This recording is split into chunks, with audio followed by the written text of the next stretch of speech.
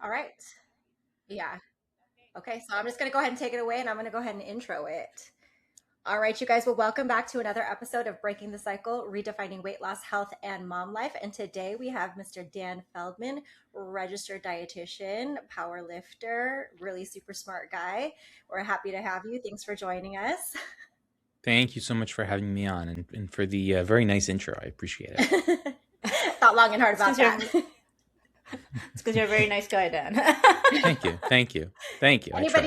Anybody past the bachelor's, I'm like, oh, they're super smart. Thank you. Thank you. Oh, thank you. No, I'm kidding. I'm not past a bachelor's.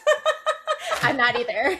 I didn't have the gusto. I couldn't. I stopped after an associate's. I was like, I'm good. X-ray tech is good. We're fine. Everybody's fine. We're content. Yeah. Oh, anyways. Okay, we're going to get started off. Actually, something that we wanted you, Dan, to kind of help differentiate for us and the audience and coaches is the difference between a registered dietitian and a nutrition coach, if you wouldn't mind. Sure. So let me first say I am in the United States. So what I'm going to say here applies to the United States. I can't speak for other countries, but at least in the US, registered dietitian is a very specific designation that requires a very specific educational path and requires passing a specific exam. As of right now, you have to take a undergraduate or master's level education that is specifically a didactic approved program. So it's a very specific program that you have to enroll in, and completing that program, bachelor or master's level, allows you to apply for a 1,200-hour internship, which is kind of sort of like a medical residency for doctors, where you have to pay thousands of dollars to complete a approved internship that includes working in dietitian-like settings, so long-term care, like nursing homes, like hospitals, sometimes private practice as well, alongside dietitians, as well as completing various coursework. Completing that allows you to sit for a national exam. Once you sit for that national exam, you're a dietitian, and then you have to complete continuing education every 5 years. So it's a very specific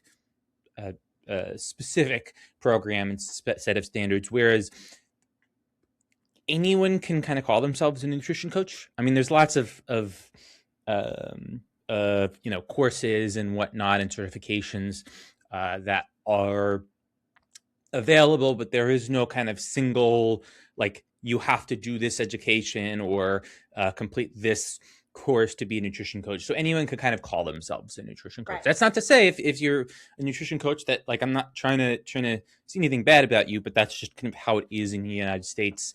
Or like with the term nutritionist, you can call yourself a nutritionist and that's fine. But as a dietitian, there's a specific set of education and educational standards and whatnot that you have to set. So hopefully that answers your question. I think so. I got cut out there, and it looks like we're having some technical difficulties here. All right, are we ready to rock and roll again? As usual. Kids. Can you believe it's been 2.5 years, 3 years, Dan, since we first met? Yeah. At I think Andrew's first conference, I think. Yeah. I was thinking about Can you hear me? Yeah. Oh. Yes, I can hear you just fine. Okay. Yeah, perfect. We're all good. Yeah. Okay. So taking it back, you were basically saying that as a registered dietitian, it's very specific. It requires a lot of education, a lot of background. And as far as nutrition coach, not to dumb it down or take anything away from it, the barrier of entry is quite low. So question for you out the gate, do you work privately as a registered dietitian, or do you work like with a hospital setting? What does that look like for you right now currently? I work privately. I own my own private practice here in the United States. I'm located in the New York, New Jersey area.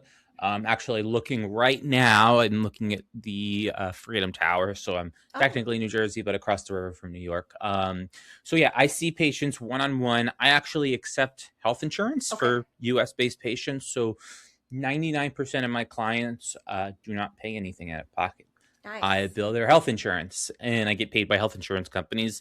And that's really what I do every day is I see clients who, I mean, it's a lot like general weight loss or blood sugar management or, that kind of thing, seeing patients one-on-one. Sometimes people will call me a nutrition coach, which is fine. If they want to call me that, that's fine. But yeah, I see patients one-on-one, help them achieve their fitness goals. I've got some people who are also more fitness specific, since it's kind of like where my interest is as like a personal trainer and powerlifter.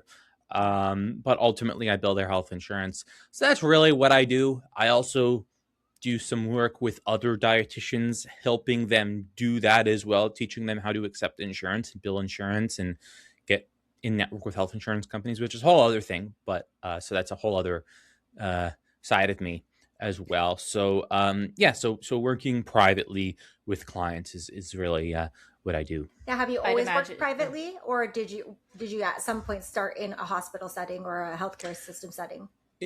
Yeah, so I became a registered dietitian in 2019, and right out of the gate worked in a long-term care, so like a nursing home type Okay. of facility. Right out of the gate, starting in summer of 2019, just because it was like an easy job to find, because just going right out of the gate and having your own business, it doesn't really kind of work like that. And I did that. And actually, interestingly, when the pandemic really kind of took hold in the US, and really March of 2020, I think, was when it really officially, quote unquote, started. Um, I was working in long-term care in nursing homes, actually as a traveling dietitian at various nursing homes in Queens and Brooklyn. And if you remember, at that time, New York was the epicenter of the pandemic, and specifically nursing homes. So I, throughout pretty much until I quit that job in September of 2020, at no point was I like working from home or not working. Like for me, it was like I was continuing to go into work. I had like that sheet of paper that I kind of showed I was like an essential worker. I'd wear like hazmat suits. So so I was doing that for a while, and that I was doing that as I was very gradually building my business, getting legal stuff in order, getting in network with health insurance companies, kind of figuring out how to do that, building my following on social media as well. So yeah, I did work in a long-term care facility Okay. for quite a while. Okay, that kind of Right. segues me into my next question that I was wanting to ask you, because I'm also in the healthcare system. I'm also an X-ray tech. That's my full-time Yep. job, and I've spoken to a lot of physical therapists where they've worked in both settings, and I've noticed them express a lot of their frustration with the healthcare system and a lot of the red tape or the things that kind of hold them back. Is there anything like that you experienced where you've seen both the private side and also like the healthcare setting side, where it's frustrating for you as a registered dietitian, where you're kind of almost held back by like insurance or whatever the rules, quote unquote, are?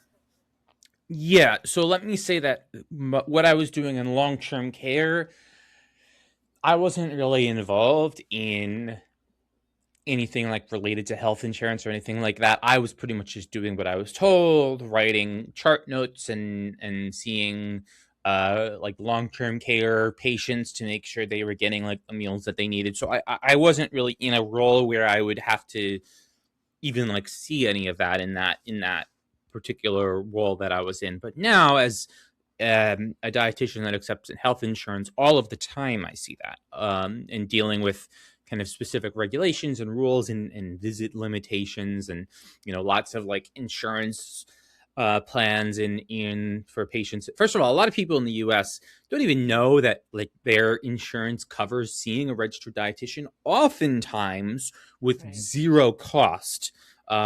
Because if you do, generally speaking, in the United States, preventive care, there's nuance here. It depends on the type of insurance you have, yada yada. But under the Affordable Care Act, preventive care is generally covered with $0, which means no like cost share, no deductible or copay or anything. There's limits to that, and seeing a registered dietitian can be considered preventive. So so first off, a lot of people don't even know that that's possible, that under your health insurance, if, again, this is all if you're in the United States, that you may be able to see a registered dietitian for $0.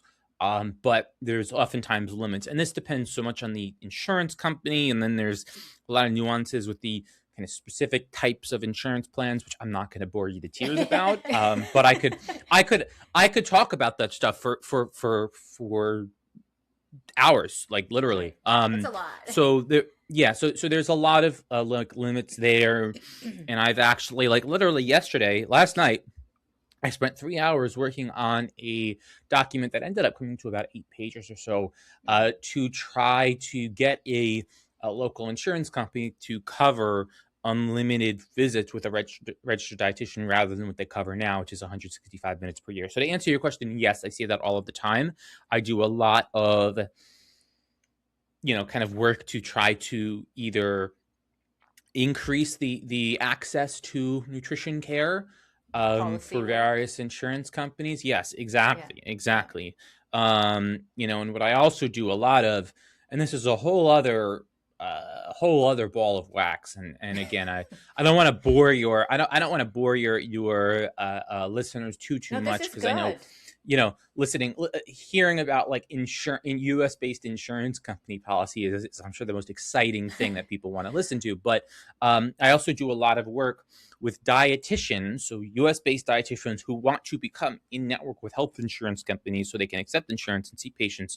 But these insurance networks are closed and they are not accepting dietitians. So I will actually write very, very thorough appeal letters for dietitians to get them in these networks. And I've even gone so far as, like, to when they don't accept dietitians, and I believe there's grounds for this, I've even gone and filed complaints with state level insurance commissioners and state senators if I find that the networks of dietitians that the insurance companies have are insufficient, or if there are errors in their network. So to answer your question, yes, there's a lot of kind of red tape involved, and it sounds like, though, you're on the front lines and you're trying to like get involved with policy changes, and this is actually really important for people to know, because the financial aspect of it can be a barrier. And if a lot of people don't know that this is possible and it is available under the,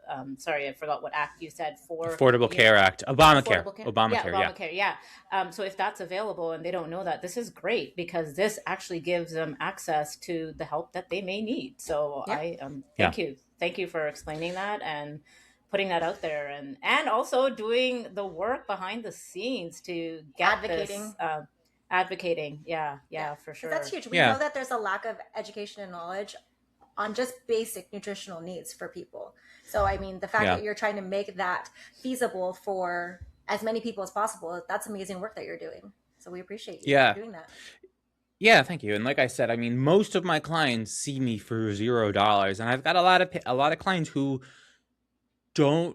wouldn't be able to afford seeing a dietitian or hiring a nutrition coach for however many hundreds of dollars. So, so it's important. And that's not to say that if you are a nutrition coach or nutritionist and not a registered dietitian, that there's anything wrong with the services that you provide, or that, nothing like that. But, it's something that's important. Yeah.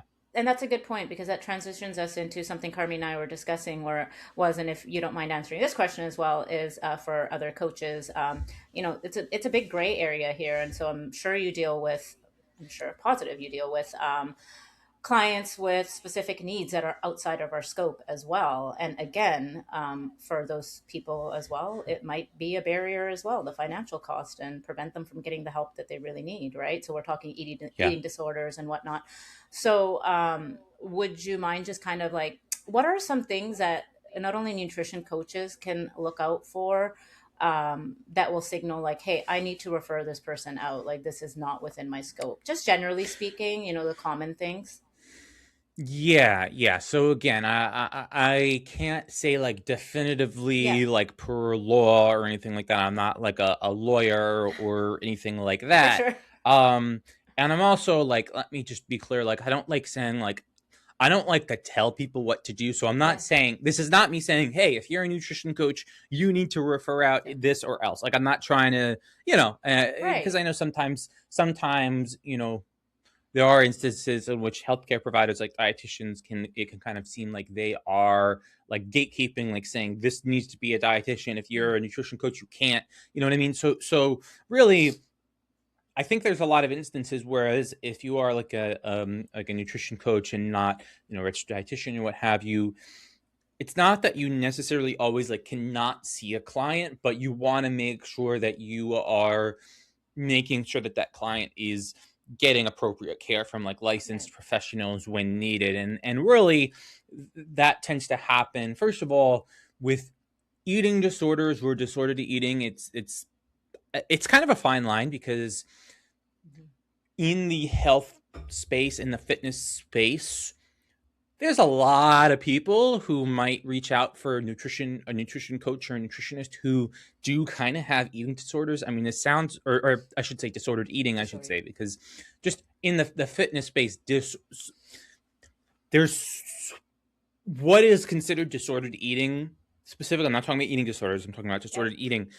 It can kind of become a gray area. I mean, there are certain instances in which it's for sure disordered eating, and you can kind of say that, but there's also more subtle, there's sort of like kind of a gray area of like, is this disordered eating or is this someone who's just really, really, really into fitness and maintaining a lean body composition? That can be kind of a gray area. Or if Hmm. someone, and this is not to say anything negative about anyone who does competitive bodybuilding or physique or bikini or anything like that, but very high level physique athletes, it's almost like it's kind of like you have to have some degree of disordered eating to do that and to get to, you know, single to get to sure it's for like 7% body Yeah. fat for a man or 6% body fat for a man or whatever the equivalent would be for a woman. If you're getting to that low of a body fat, like it's almost like it's going to be disordered eating. So there's a big gray area, but that's something to definitely watch out for. If it's like Right. an eating disorder, you need to refer out.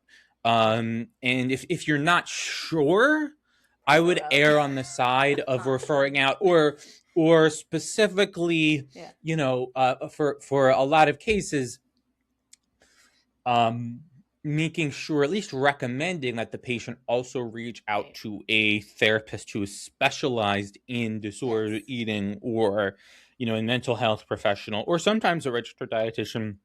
Right. And I think towards that end, as like a nutritionist or nutrition coach, I think it makes sense to connect with people who are like medical providers, who work in the areas in which you might see some in which you might be more likely to refer out. So if you're a nutrition coach that really specializes in physique, or um, or other areas where disordered eating might be more common, it probably makes sense to link up with some dietitians who specialize in eating disorders or disordered eating, or other medical professionals, so you can kind of refer out, or maybe like talk to your colleagues to say, okay, this is what this Yeah. client is dealing with.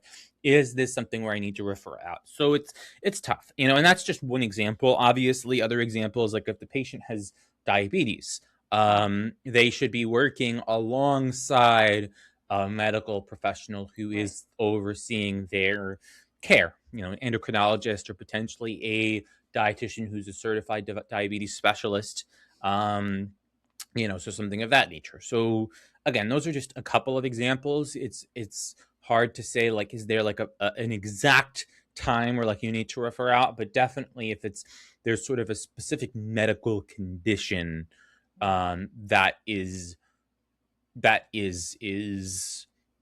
present. You just want Right. to, and just more generally as a nutritionist or nutrition coach, you want to make sure that you are promoting good health. Correct. And you just kind of want to also have that in mind and make sure you're, not doing any harm.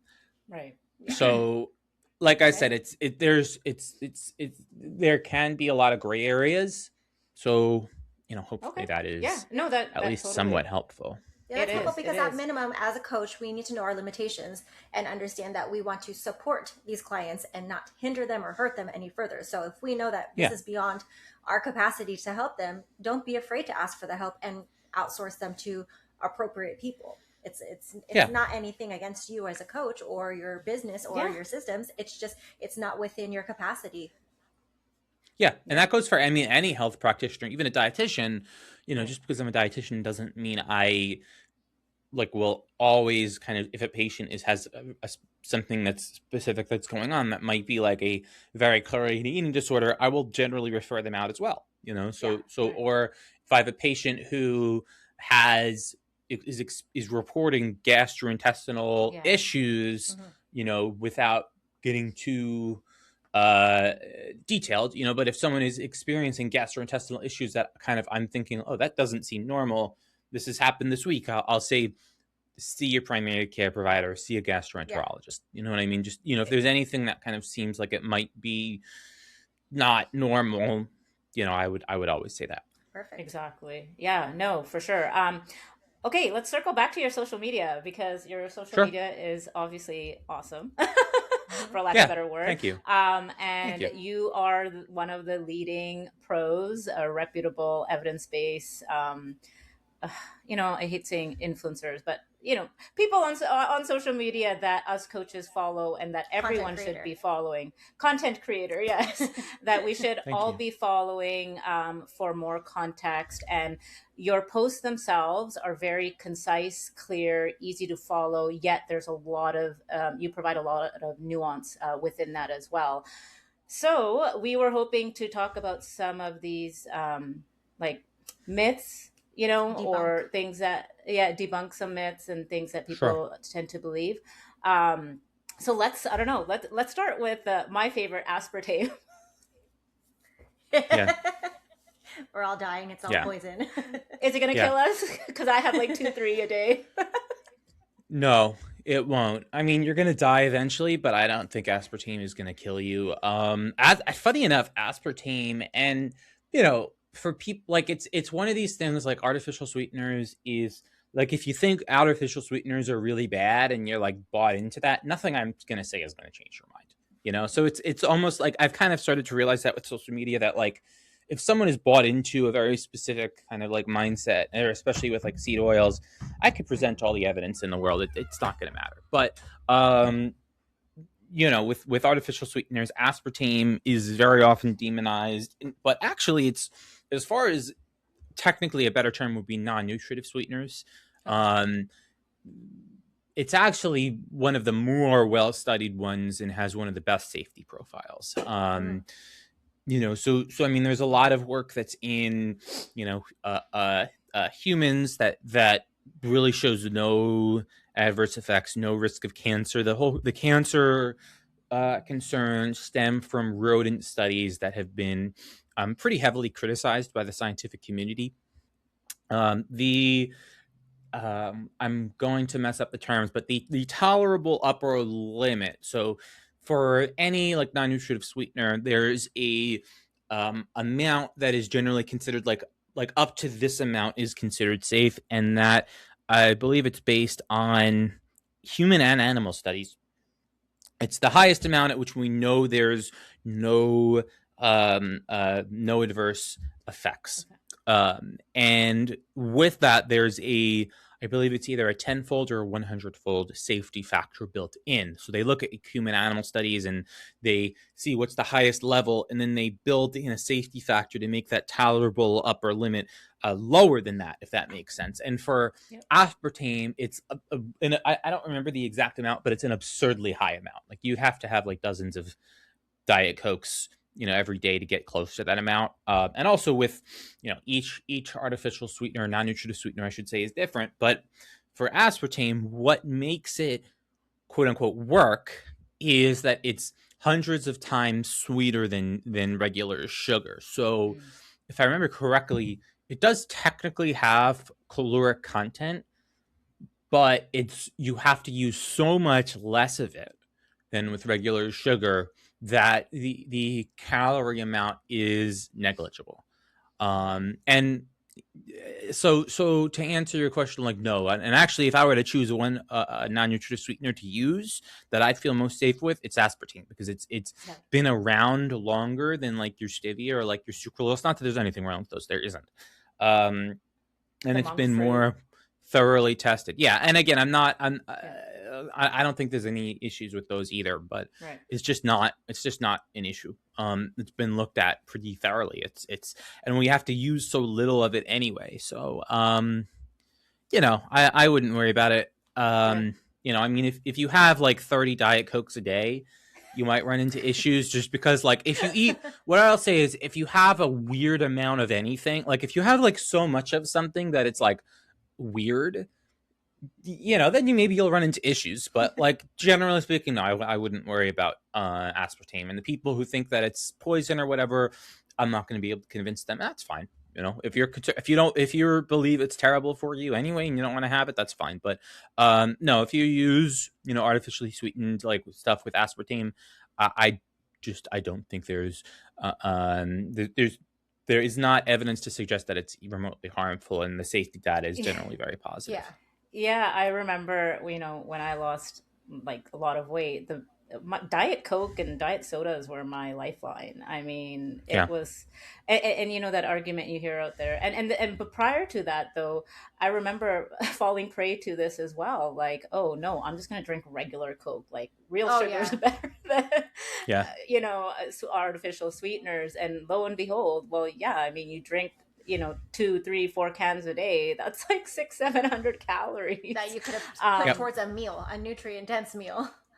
Yeah. or Yeah. just Exactly. like, right, like, just if someone were to just cut out the amount of regular soda, you guys say soda, that you're drinking, Yeah. that alone can help someone towards their weight loss goals, right? If they just, but the fear around it is so prevalent and so abundant. And it's just, you're right. Like, you can't convince anyone otherwise if they're dead set on it. No, but we can So keep it's, spreading the information for those people who are on the fence, where they're like, well, I hear this, but then I hear this. So we can continue to keep educating and keep saying the things. That way they're like, okay, maybe I'll try it. Because I mean, I rely on non-nutritive sweeteners, as you say, very heavily right now in my fat loss phase. I eat oatmeal and I yeah, use same. the Truvia brown sugar, because I don't want to waste the calories on regular brown sugar, because I'd rather eat the calories towards something else. Yeah. No, Exactly. it totally makes sense. And as you're talking, I don't know if there's other myths that you kind of want to discuss, but Yeah. what I've tried to focus on, and I at the start of the year, Eric Helms, who hopefully you're familiar Yep. with, he's Dr. Eric Helms. I remember him saying something regarding the communication on social media is focus on being correct, not on being right. So towards that end, what I've tried to do is I'll try to make content that you know to the best that I know is correct, but not to get too far into like arguing with people who disagree, Yeah. and trying to be like right and trying to prove people wrong. Like, so with the artificial sweeteners, like whenever I post about it, there's usually going to be people who say it's bad for you, or they say I'm part of, I don't know, big The cult. sugar, big, I don't know, whatever, big pharma or whatever. You're getting paid, you're And that, sponsored. yeah, I'm getting paid. And I kind of like, it's not really worth it to argue very much, with those people, because nothing I'm going to say is going to change Yeah, their you kind minds. of know So, those people. yeah, so, so that's kind of how that is. But, I can just present the data as it is, Right. and to the best that I know it, and try to be as unbiased as possible, though we all have our biases. And, if people disagree, they disagree, that's fine. But Disagree. yeah, if you're currently using, aspartame or other non-nutritive sweeteners in general, I don't think there's very much to be concerned about there. Yeah, for sure, for sure. Okay, yeah, carbs. Yeah. Another crazy. Well, I mean, there's two sides to it. I mean, I know you talk about in your post about them being essential or non-essential, but on the other hand, or the other side of it, it's just something that I know, and I can speak for Carmie and women in general. We have grown up, it was ingrained in us that carbs were bad. And we grew up in what was it, the 2000s, early 2000s, where the whole low fat, low carb movement, we followed that. And then fearing bread and fearing pasta and fearing all of these things that Yeah. are higher carb, right? So obviously now we are well aware that not only do we thrive on it, with strength training and whatnot, but also just, you can have your bread, you can have your fucking pasta, all of this stuff. It's not gonna make you gain weight, right, necessarily, in the absence of, or like eating, you have to eat a surplus of calories over time for you to actually gain weight. It's not the carbs itself, just generally Yeah. speaking. So if we could if you could go into that, that would be awesome.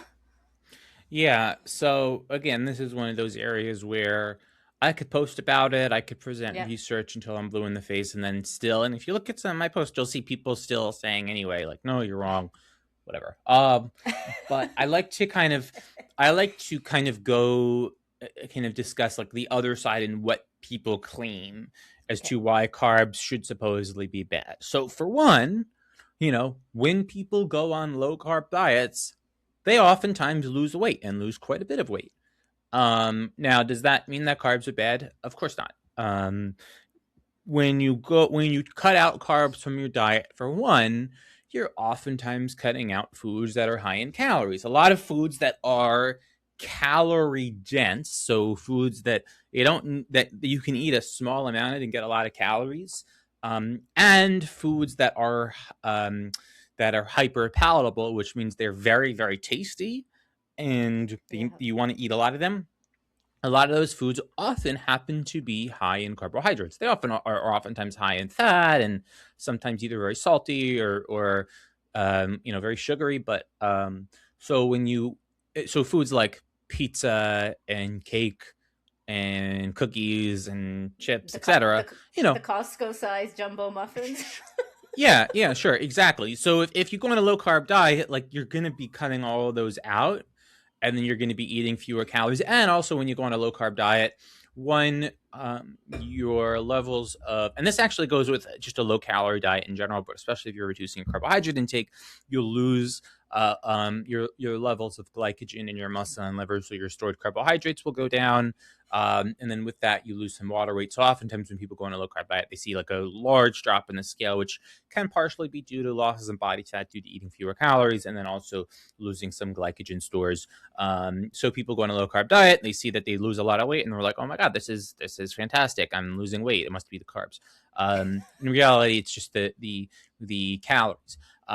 So there's that. There's also, like, from a mechanistic perspective, what a lot of people like to point to, and I can try and correct them and say, it's an uphill battle. Mechanistically, so when you eat carbohydrates, although to some extent protein can also stimulate it as well, but food, especially food that contains carbohydrates, your blood sugar goes up. And when your blood sugar goes up, your pancreas secretes insulin. And like I said, insulin also is released to some extent in response to protein. One of insulin's main role is to reduce blood sugar when blood sugar gets higher. So insulin, among its many roles, it plays a role in storing nutrients. So one of its roles is to promote the storage of fat, of triglycerides into body fat. So insulin does actually shuttle fat into fat cells. That's one of its roles. It also plays an important role in rebuilding muscle tissue, and without insulin you would actually die. But one of insulin's roles is postprandially, so after you eat, to store nutrients into cells, including fat, into fat cells. So people will look at that and say, hey, insulin's job is, or one of its jobs, is to store fat into fat cells, and you can't lose fat when insulin is high. Therefore, insulin is bad. Therefore, carbs are bad. That is looking at a short-term mechanism. And really what happens is, over the course of the day, you tend to shift from between fat storage and fat burning, like throughout the course of the day. So right after eating, you will have, insulin will be higher and you'll have fat storage. And then between meals and especially overnight, insulin levels will be lower and you will be in that fasting state. So your body will use its own stores, including its own stores of body fat as fuel. So it's kind of shifting back and forth throughout the day. And then when it comes to fat loss, like net fat loss over time, it's the balance of those two, the fat burning and the fat storage, that ultimately determines whether you lose fat or gain fat or maintain your levels of body fat. And what determines that? Well, calorie balance. So people will look at this short-term mechanism and say like, oh, it's insulin is bad and therefore carbs are bad. But it really is that overall calorie balance that matters. So there's that as well. And when we do look at like human studies, like long-term studies that look at low carb versus low fat diets, when you equate for calories, the outcomes are very similar. So, so that's kind of how it is. Like I said, now do some people just do better on low carbohydrate diets rather than low fat diets? Yes, absolutely. People vary in how they respond to various dietary regimens, various lifestyle interventions. Some of that can be genetic. Some of that can be just behavioral wise, like what's sustainable for some people. There's plenty of people where just reducing carbohydrates overall, they tend to respond better to that. And also people who are less active or people who have higher levels of insulin resistance may also do better on lower carbohydrate approaches on average, whereas people who are more active and who are a little bit leaner, who are more insulin sensitive, may do better on higher carbohydrate diets. So that's kind of how that is. And then also like lots of healthy foods, also like whole grains and high fiber foods, like beans and fruits and vegetables, all have carbohydrates in them. So yeah, so hopefully that kind of makes sense. It's context dependent, right?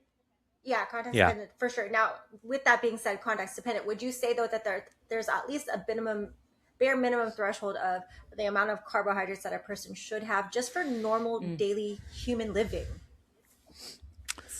So I think so. Okay. So technically speaking, you don't need carbohydrates to live. Okay. So if someone were to eat like no carbohydrates, they wouldn't die. Whereas if you were to literally eat zero protein or zero fat, you wouldn't be getting essential amino acids and essential fatty acids. Okay. So not necessarily.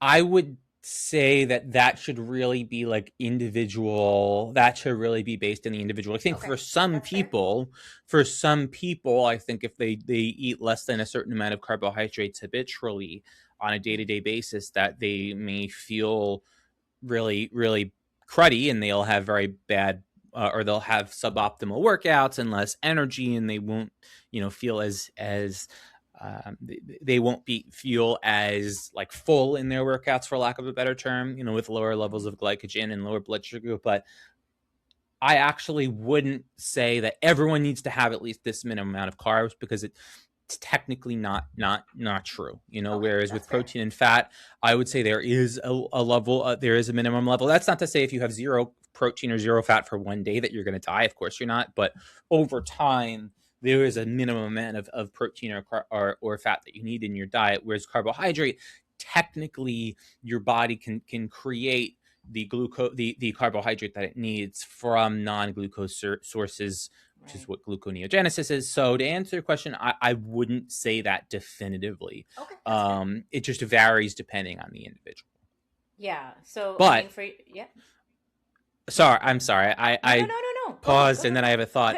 But that isn't to say that carbohydrates are not important, and especially if you are performing physical activity that's a moderate to high intensity. So if you're lifting weights, I mean, you can to some extent make gains with minimal carbohydrate, but if you're doing reasonably high intensity exercise, you're probably going to want to have a decent amount of carbohydrates in your diet. And on average, the typical person who's at least somewhat active, should be getting close to half of their calories from carbohydrates on average. There's exceptions, and there's definitely certain instances which people, would do better having a smaller percentage of their calories coming from carbohydrates. And there are some people who just, like I said, do very well on very low carbohydrate diets, and that's fine. On the average, though, on the aggregate, most people would do well having a diet that, they're getting close to, at least like 40% of their calories from carbohydrates, because a lot of foods that are really healthful, like I said, foods that have a lot of fiber, and that are very nutrient dense, like whole grains, beans, legumes, fruits, and vegetables, and just like a lot of plant foods in general. That type of diet, if you want to call it a Mediterranean diet or a plant-based diet, generally speaking, on the aggregate, is going to be a very healthful diet. And sort of, if you had to say like the typical person, like what kind of dietary regimen should they follow, it should be a plant-based diet with a good amount of carbohydrates, largely from sources like fruits, vegetables, beans, legumes, maybe some nuts, whole grains, stuff like that. So hopefully that, like I said, I try not to give very kind of strict like this or that, because there's a lot of individual variability, but hopefully that kind of makes sense. Yeah, basically, like for your gen pop or general population, like it's carbs aren't gonna make you fat alone, like, Correct. right? And it's just like, let's be clear, like, don't be afraid of eating bread and your whole grains and your rice and things like that. Like it's just, if you're eating within maintenance just to maintain your weight or trying to lose weight in a deficit, you can still have these things. It's all, like you said, in moderation, balance. And if you're eating a variety, you're getting all of these nutrients from a variety of foods. So yeah, it definitely Exactly. makes sense. No, for sure. And you mentioned fruit. we, we we see this a lot: fruit and high fructose corn syrup. So, do you want to touch on that a little bit? Just the debates that you see out there, and then people saying, "Oh, don't eat fruit because that's going to make." Again, it always comes back to gaining weight or fat loss, right? And that's just what we see out there. So, thoughts on that? Yeah. So I think a lot of people conflate fructose, and then high fructose corn syrup. So high fructose corn syrup, people see high fructose and they automatically think, oh, fructose, bad. High fructose corn syrup is 1 part fructose and 1 part glucose. Usually it's either 42 or 55% fructose. Regular sugar, sucrose, is also 1 part fructose, 1 part glucose. Honey is, for the most part, 1 part fructose, 1 part glucose. Same thing for any other sort of simple sugar. So high fructose corn syrup, I would say, is no better or no worse than any other simple sugar. I wouldn't say it's good. Eating a lot of simple sugars in general in your diet for the average person is not ideal. Not because there's anything wrong with like molecule per se, but just eating foods that have a lot of simple sugars are generally going to be more hyperpalatable and more calorie dense. So the high fructose corn syrup, it's just like any other sugar. And it's not meaningfully higher in fructose than like a regular sugar. And like I said, it could be 42% fructose, which is actually lower in fructose than regular sugar, or it could be 55% fructose, which is slightly higher. Now, fructose specifically is not bad. Now, consuming a lot of fructose within the context of a calorie surplus is bad. In general, eating in a calorie surplus, unless it's a very mild calorie surplus and you're trying to gain muscle, but in general, eating in a prolonged calorie surplus is a bad thing, because then you'll increase body fat, and you can see a lot of downstream negative effects there. Excess fructose can be a problem, because fructose specifically is undergoes metabolism in the liver, and eating a very high fructose very high fructose diet within the context of a calorie surplus can certainly increase liver fat over time, and potentially result in, or can potentially contribute to fatty liver over time.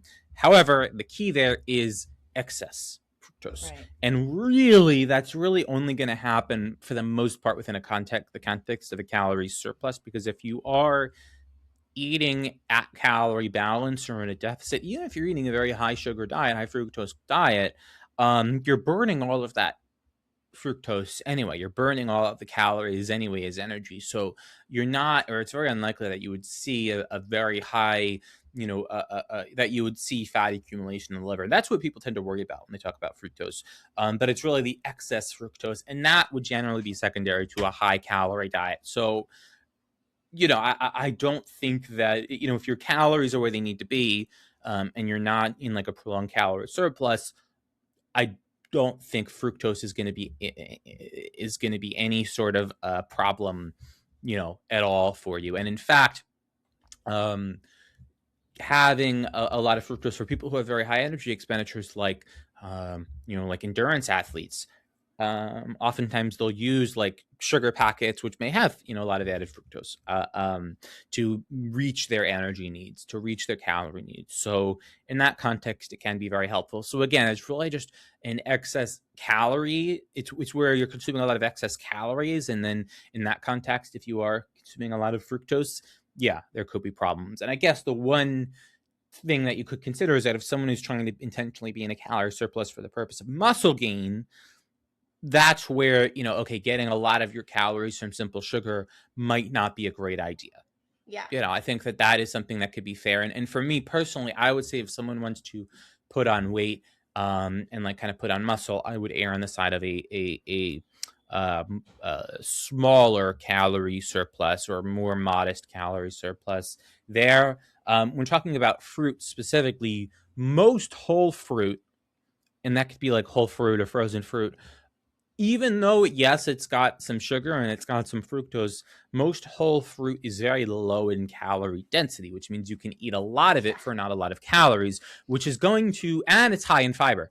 So those two are gonna, gonna generally promote a lower calorie intake, which would make the fructose issue not a problem at all. Like for example, strawberries. Strawberries have a decent amount of fructose. A pound of strawberries has approximately like 130-ish calories, a pound of strawberries. So unlike an apple has a pound of apples would have somewhere in like 230, 240 calories. And like, who's going to eat that much apples? Like, who's going to eat 1,000, to get like a problematic amount of fructose from like most whole fruits. We're talking berries, like strawberries, blueberries, blackberries, raspberries, apples, citrus fruits. To get a problematic amount of fructose from fruit, you'd have to eat a weird amount of fruit. You'd have to be eating several pounds of fruit to have like an excess amount of calories and fructose for it to be an issue. And kind of like what I was saying about the like aspartame, like it's you'd have to eat a weird amount of it for it to be a problem. And like I said, fructose, it's low in calorie density, which means it can help promote a lower calorie intake and promote weight loss or weight management, and it's very high in fiber. Eating a lot of fiber for most people is a very, very good thing in general. Promotes good digestional health, helps, it assists in the lowering of blood lipids, especially cholesterol. Right.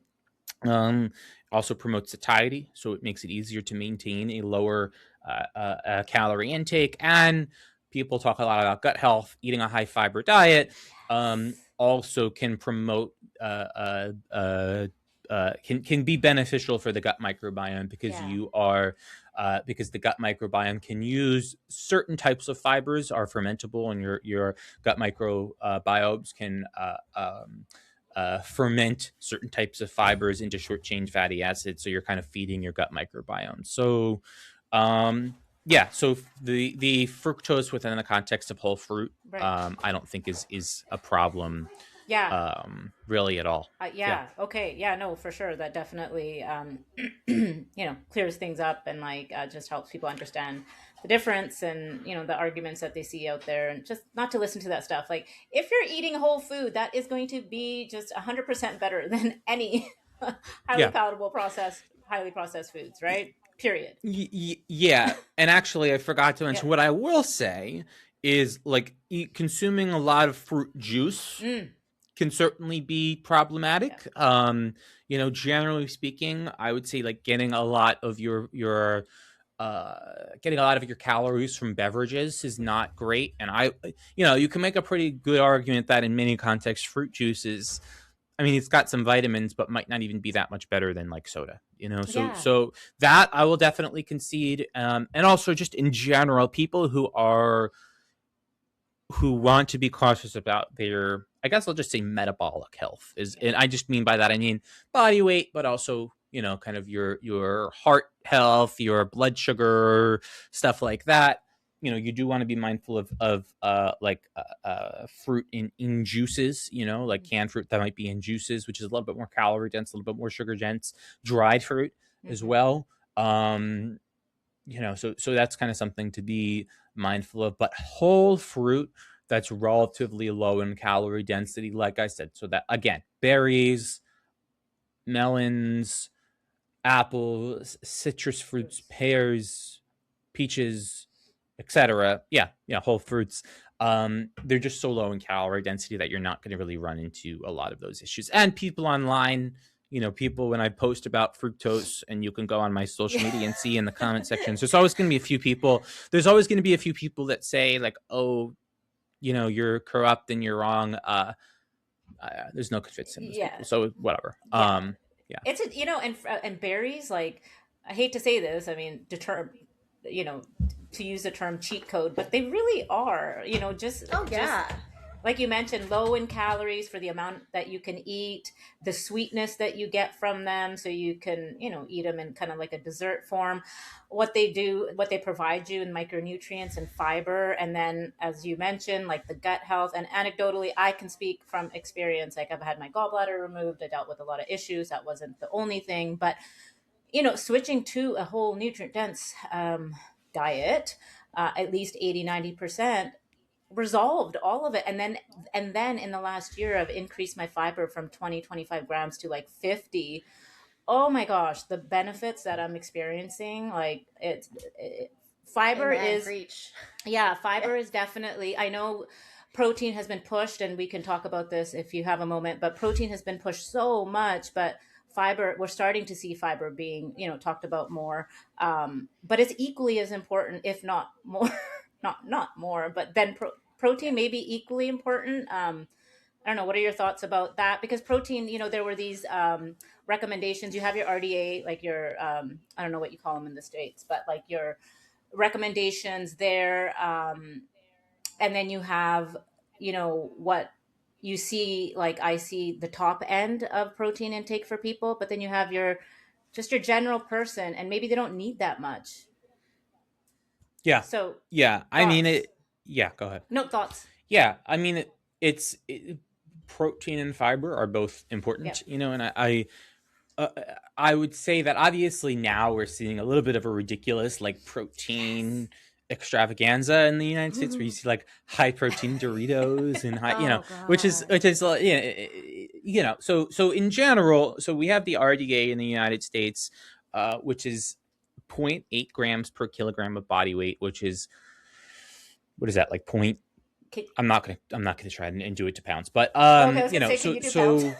Yeah. yeah, so but it's not like it's a relatively low amount, and that's the amount needed to maintain nitrogen balance, essentially. And actually, one of the things, so in the U.S. we had the recent new Yeah. dietary guidelines come out that a lot of people thought were a little bit ridiculous. But one thing that actually they did do, which actually was a good thing, is they recommended that be a little bit higher. So definitely for older individuals, I think having like the closer to 1.2 to 1.4 grams per kilogram would tend to make sense, in my opinion, which I think that would be probably up to, like, I'm doing some quick math, like zero point 0.4 to 6.6 grams per pound.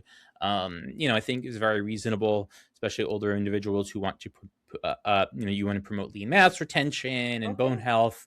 I still think weight bearing exercise is the most important thing there. And then in general, I think people who are active and who are looking to optimize muscle gain, definitely, I think it makes sense to increase your protein intake from the RDA, probably somewhere in the range of like, up to that like point 7 gram per pound, that 1.6 gram per pound of the 1.6 gram per kilogram, or 0.7 ish grams per pound of body weight is probably a good spot for most people. And if you were significantly overweight, you'd want to lower that. So, if you're like 400 pounds, you wouldn't want to be eating that amount based on the 400 pounds. You would, you can do it based on your height in centimeters. It's like a ballpark estimate, or, or like an estimate of lean mass. But in general, so that higher protein intake, like up to that kind of like 1.6 gram per kilogram, 0.7 gram per pound, especially for people who are very active trying to gain muscle, I think makes a lot of sense. I think you can do a little bit lower than that if you're just a generally active person, just trying to kind of be healthy, probably somewhere in that 1.2 to 1.5 gram per kilogram of body weight, which would be probably somewhere in the 0.5 gram per pound range. Again, that's assuming you're relatively lean, makes sense. Besides that, I mean, if you're like a competitive bodybuilder and you're at like 8% body fat for a man, or the equivalent for a woman, yeah, it probably makes sense to get more than that. Besides that, though, I do think that to some extent, the high protein craze it's a little bit unnecessary, and it's especially for kind of like most typical people. Protein, I mean, protein does promote satiety, so it helps keep you full to some extent. But if you're getting a lot of protein from like foods with added protein that are otherwise like more calorie dense, like high protein Doritos, you're not really going to get that. So you're not really going to get satiety, you're not really going to get that benefit, right? You're not really going to get that benefit there. So that's kind of what I would say, and really ultimately for building and maintaining muscle and lean mass and that kind of thing, the resistance training is what really does that, and the protein just kind of permits it. So I would just say to keep that in mind as well. Yeah, I mean, my biggest takeaway is the overarching theme here, as we debunked a whole bunch of things, is calories are king, and the problem, or where it becomes problematic, is the excess or overabundance or overconsumption of things, of anything. Right. Just overconsumption in general is really the problem. Right. Yeah. I mean, okay, like we're going to be respectful of your time. So really, at the end of the day, what do we focus on? Like, what does one focus on? Like, closing thoughts outside of all the noise, and let's not like focus on ideal and optimal, because that seems to be a lot of the messaging. But really, what does just your end user really need to just say? Hey, sit down and say, okay, these are the things that maybe we should look at in terms of the general lay population. That's who we really want to hit. Yeah. So you want to ensure you're getting an appropriate amount of calories for your goal. So if you're trying to lose weight, that would be eating, eating in a calorie deficit or maintaining your weight, eating calorie balance. That doesn't necessarily mean you have to track your calories, but that can mean eating like a largely whole food-based diet, lots and lots of foods that are low in calorie density, like fruits, vegetables, other high fiber foods, eating a good amount of protein, limiting foods that are more calorie dense and easier to overconsume and hyperpalatable, like your chips and ice cream and your pizza and your cakes, etc., higher sugar or like fatty foods, really kind of basic stuff. Largely eating, a lot of foods that are plant-based and eating a lot of fiber, trying to get a variety of foods in, exercising regularly, getting regular activity, both cardio and resistance training, managing stress to the best of your ability, and managing sleep to the best of your ability, and beyond that, trying to enjoy life to the best that you can. It sounds very basic, but the basics are what they are. Yeah, right. I think that's super practical. That's a lot of information for our audience, a lot of food for thought. But I mean, this is going to be really helpful, and we so appreciate you taking the time to come on. Sure. For our audience, where can pleasure. they find you, Dan? Where are you most active? Probably on Instagram at powerlifter dietitian. Dietitian is spelled with 2 T's. I like that. For any registered dietitians that are in the US who want help building a private practice, I'm at Dietitian Mentor on Instagram as well. Also, dietitian is spelled with 2 T's there. Okay, I'll make sure I link that in all our show notes for you. Cool. Awesome. Well, thank you for having me on. Yeah, thank you for taking the time out with us today. We appreciate you, Dan. My pleasure. Awesome. All right. Until next time, like, share, subscribe, and we'll see you then. Bye. Bye bye.